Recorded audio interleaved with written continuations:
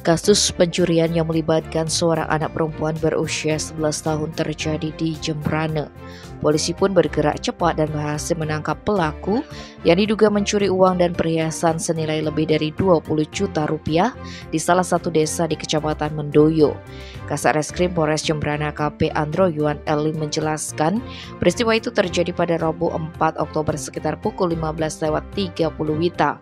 Pelaku utamanya merupakan seorang wanita berusia 30 tahun dengan inisial SA. Ia diduga memerintahkan seorang anak berusia 11 tahun dengan inisial N untuk melakukan aksi pencurian di sebuah warung yang dimiliki seorang warga berinisial IKB 50 tahun.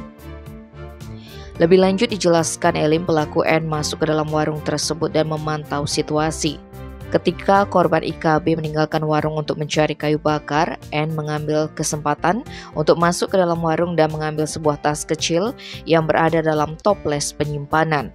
Setelah IKB menyadari bahwa uang dan perhiasannya hilang, ia segera melaporkan kejadian tersebut kepada Polsek Mendoyo. Dalam kurun waktu kurang dari 24 jam, polisi berhasil mengamankan N dan SA. Setelah diinterogasi, SA mengakui perbuatannya dan mengakui bahwa ini adalah kali kedua ia memerintahkan N untuk mencuri.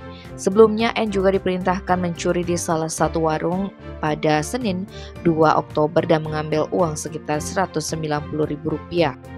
Kerugian akibat pencurian itu disebutkan Elim mencapai lebih dari 20 juta rupiah termasuk perhiasan yang berada dalam tas yang dicuri.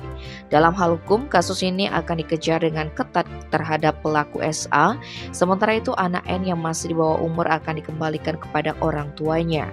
Menurut pasal 21 KUHP, anak yang belum berusia 12 tahun tidak dapat dipidana. Tim Bali Express melaporkan.